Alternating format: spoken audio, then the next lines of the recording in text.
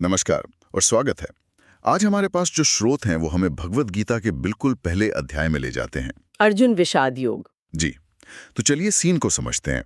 कुरुक्षेत्र का मैदान है, लाखों सैनिक हैं, दो विशाल सेनाएं, लेकिन ये कोई अनजान दुश्मन नहीं है। नहीं, ये एक ही खानदान के लोग हैं। बिल्कुल, एक दूसरे के खून के प्यासे। और इन सब के बीच में है अर्जुन, उस युग के सबसे बड़े योद्धा, और उनका रथ चला रहे हैं स्वयं श्री कृष्ण। लेकिन यहीं पर कहानी में एक बहुत बड़ा ट्विस्ट आता है। इससे पहले कि पहला तीर चले, अर्जुन कहते हैं, मैं नहीं लड़ूंगा। हाँ, मैं नहीं लड़ूंगा। तो आज हमारा काम इन स्रोतों की गहराई में जाकर ये समझना है कि आखिर हुआ क्या। इतिहास का सबसे बड़ा योद्धा अचानक युद्ध के मैदान में टूट क्यों गया, और कैसे उसकी ये उलझन इतिहास के सबसे गहरे आध्यात्मिक संवाद की वजह बन गई। बिल्कुल। और ये जानना बहुत जरूरी है कि ये सिर्फ एक बैटल ग्राउंड नहीं था। अच्छा, स्रोतों में इसे बार बार धर्म क्षेत्र कहा गया है। यानी धर्म और कर्तव्य की भूमि।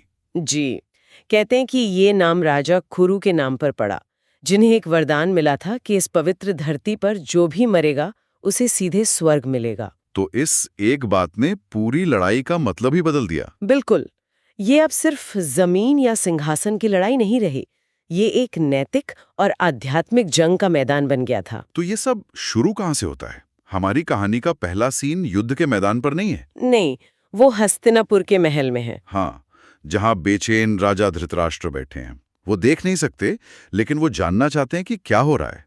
वो अपने सारथी संजय से पहला सवाल पूछते हैं। हे संजय, धर्मभूमि कुरुक्षेत्र में लड़ने के लिए इकट्ठे हुए मेरे और पांडु के बेटों ने क्या किया? इस सवाल में सिर्फ उत्सुकता नहीं है, एक डर भी है ना? बिल्कुल।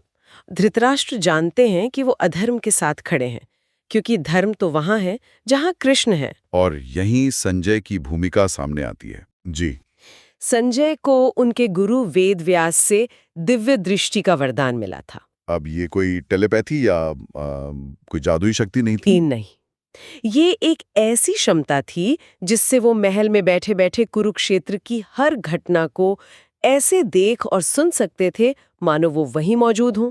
एक लाइव कमेंट्री की तरह। बिल्कुल, एक लाइव कमेंट्री। दरअसल पूरी गीता हम तक संजय के जरिए ही पहुंचती है। वो एक निष्पक्ष रिपोर्टर की तरह है जो सिर्फ वो बता रहे हैं जो वो देख रहे हैं। तो संजय बताना शुरू करते हैं। वो कहते हैं कि मैदान में दुर्योधन अपने गुरु द्रोणाचार्य के पास जाता है और पांडवों की सेना को देखकर कहता है, गुरुदेव, देखिए पांडवों की इस विशाल सेना को, जिसे आपके ही काबिल शिष्य धृष्टद्युम्न ने सजाया है। इसमें एक तरफ तो सम्मान है, लेकिन दूसरी तरफ एक ताना भी है। हाँ, ये एक बहुत ही चालाक टिप्पणी है। वो द्रोण को याद दिला रहा है कि जिस व्यक्ति ने आपकी दुश्मन सेना को व्यू में खड़ा किया है वो आपका ही शिष्य है। एक तरह का मनोवैज्ञानिक दबाव बनाने की कोशिश। बिल्कुल। और ये सेनाएं कोई छोटी मोटी नहीं थीं। कौरवों के पास 11 अक्षौहिणी सेना थी और पांडवों के पास 7। एक मिनट, अक्षौहिणी, इसका मतलब क्या है? हमें इसका अंदाजा कैसे लगे? एक अक्षौहिणी का मतलब है लगभग 22,000 रथ, 22,000 हाथी, 65,000 से ज्यादा घुड़सवार और 1 लाख से ज्यादा पैदल सैनिक। बाप रे! अब इसे 11 और 7 से गुणा करके सोचिए। ये तो एक विश्व युद्ध के पैमाने की लड़ाई थी। ये पूरी तरह से सर्वनाश करने वाली जंग थी। ये तो कल्पना से भी परे है। तो दुर्योधन अपनी तरफ के भीष्म और कर्ण जैसे योद्धाओं का नाम लेता है, फिर पांडवों की तरफ के वीरों का, और इसके बाद माहौल में तनाव और बढ़ जाता है। हाँ, युद्ध की औपचारिक शुरुआत होती है शंखनाद से। जी, सबसे पहले कौरव सेना के सबसे बुजुर्ग भीष्म पितामह अपनी सिंह जैसी गर्जना के साथ शंख बजाते हैं। और फिर इसके बाद ढोल, नगाड़े, तुरहियां सब एक साथ बज उठती हैं और एक भयानक शोर पैदा होता है। ये एक शक्ति प्रदर्शन था। अच्छा, तो पांडवों ने इसका जवाब कैसे दिया? उनका जवाब कहीं ज्यादा प्रभावशाली था। सबसे पहले श्री कृष्ण अपना दिव्य शंख पांचजन्य बजाते हैं। वही जो उन्होंने एक असुर से जीता था। जी, फिर अर्जुन अपना देवदत्त शंख बजाते हैं जो उन्हें देवराज इंद्र से मिला था। ये सिर्फ शंख नहीं थे, ये उनकी दिव्य शक्तियों के प्रतीक थे। इसके बाद भीम अपना विशालकाय पौंड शंख बजाते हैं। और फिर एक एक करके सभी पांडव योद्धा अपने शंख बजाते हैं। मतलब पांडवों का शंखनाद सिर्फ एक घोषणा नहीं थी। नहीं, वो एक साइकोलॉजिकल वेपन था। उन्होंने आवाज से ही आधी जंग जीत ली थी। बिल्कुल। संजय कहते हैं कि उस आवाज ने आकाश और पृथ्वी को गुंजा दिया और धृतराष्ट्र के बेटों के हृदय विदीर्ण कर दिए। मतलब उनके दिल दहला दिए। हाँ, ये पूरा सीक्वेंस एक म्यूजिकल ड्यूअल जैसा है, जहां पांडवों की धुन ज्यादा असरदार साबित हुई। तो दोनों तरफ से शंख बज चुके हैं, माहौल में पूरा तनाव है और ऐसा लगता है कि अब बस युद्ध शुरू होने ही वाला है। जी। लेकिन तभी कहानी का सबसे बड़ा ट्विस्ट आता है। अर्जुन कुछ ऐसा करते हैं जिसकी किसी ने कल्पना भी नहीं की थी। वो अपने सारथी श्री कृष्ण से कहते हैं, हे अच्युत, मेरे रथ को दोनों सेनाओं के बीच में ले चलिए। वो कहते हैं कि मैं देखना चाहता हूं कि इस युद्ध में मुझे किन किन लोगों से लड़ना है, कौन है जो इस दुष्ट दुर्योधन का साथ देने आए हैं। उनका इरादा अपने दुश्मनों को देखकर अपने अंदर के जोश को और जगाना था। लेकिन होता इसका ठीक उल्टा है। बिल्कुल। और यहाँ श्री कृष्ण की भूमिका बहुत दिलचस्प है। वो सब जानते हैं। वो रथ को कहीं और भी खड़ा कर सकते थे। हाँ, लेकिन वो उसे जानबूझकर ठीक भीष्म पितामह और गुरु द्रोणाचार्य के सामने लाकर खड़ा कर देते हैं। तो ये कोई संयोग नहीं था? नहीं, ये एक तरह की दिव्य व्यवस्था थी, अर्जुन के अंदर के संकट को सतह पर लाने के लिए। कृष्ण कहते हैं, पार्थ, देखो युद्ध के लिए जमा हुए इन कुरुवंशियों को। और अर्जुन जो देखते हैं वो उन्हें तोड़ कर रख देता है। उन्हें कोई दुश्मन नहीं दिखता। नहीं, उन्हें दिखते हैं अपने दादा, अपने गुरु, अपने मामा, भाई, बेटे, पोते, ससुर। दुश्मन का ख्याल चेहरों के पीछे गायब हो जाता है। जिन भीष्म ने उन्हें गोद में खिलाया और जिन द्रोण ने उन्हें धनुष चलाना सिखाया, वो आज उनके निशाने पर खड़े थे। और इसका असर तुरंत होता है।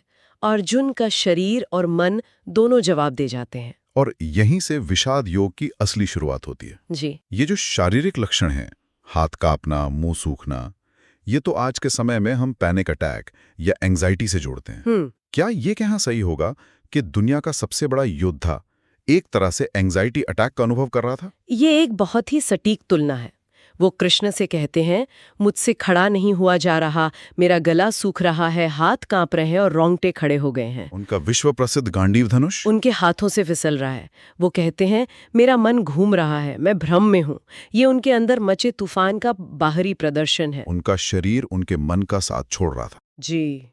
और फिर वो अपनी इस डर को सही ठहराने के लिए तर्क देना शुरू करते हैं। हाँ, और ये जो 3 तर्क अर्जुन देते हैं वो बहुत दिलचस्प हैं। ये सिर्फ बहाने नहीं है। नहीं, ये एक बहुत ही बुद्धिमान मन की कोशिश है अपने कर्तव्य से भागने को सही ठहराने की। वो धर्म का इस्तेमाल कर रहे हैं धर्म से भागने के लिए। बिल्कुल, ये हम सब करते हैं। जब हमें कोई मुश्किल काम नहीं करना होता तो हम बड़े ऊंचे ऊंचे सिद्धांत ले आते हैं उसे टालने के लिए। तो उनका पहला तर्क क्या था? उनका पहला तर्क है पाप का डर। वो कहते हैं कि अपने ही परिवार वालों और गुरुओं को मारना तो महापाप है, और ऐसे खून से सने राज्य को भोगने से अच्छा है कि मैं भीख मांगकर जी लूं।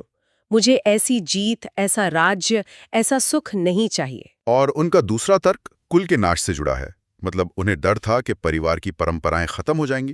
ये थोड़ा अजीब नहीं लगता? नहीं, ये बिल्कुल भी अजीब नहीं है। अच्छा। बल्कि यही उनके संकट का केंद्र है। वो युद्ध को एक योद्धा की नजर से नहीं, बल्कि एक परिवार के सदस्य की नजर से देख रहे हैं। उनका धर्म बदल गया है, उनकी पहचान बदल गई है। बिल्कुल। उन्हें डर है कि जब युद्ध में सारे पुरुष मारे जाएंगे तो कुल का धर्म नष्ट हो जाएगा, समाज में अधर्म फैलेगा, कुल की स्त्रियां असुरक्षित हो जाएंगी और वर्ण संकर यानी अवांछित संतानें पैदा होंगी। जी, जो पूरे समाज को पतन की ओर ले जाएंगी। तो ये एक सामाजिक तर्क था। और तीसरा तर्क आध्यात्मिक है। वो कहते हैं कि जब कुल का नाश होगा तो पितरों को पिंडदान कौन करेगा? और अगर ऐसा नहीं हुआ तो हमारे पूर्वज नरक में गिरेंगे। हाँ, वो कहते हैं जिनका कुल धर्म नष्ट हो जाता है उन्हें हमेशा नरक में रहना पड़ता है, ऐसा हमने सुना है। ये तीनों तर्क दिखाते हैं कि वो कितनी गहराई तक उलझे हुए हैं। तो यहाँ पर दरअसल 3 स्तर का संघर्ष चल रहा है। एक तो बाहरी भौतिक संघर्ष है जो मैदान पे लड़ा जाना है। दूसरा है मानसिक संघर्ष, जहां अर्जुन का मन अपने डर को सही ठहराने के लिए ये सारे तर्क बना रहा है। और तीसरा और सबसे गहरा स्तर है आध्यात्मिक संघर्ष, पहचान का संकट। मैं कौन हूँ? अर्जुन के सामने यही सवाल है।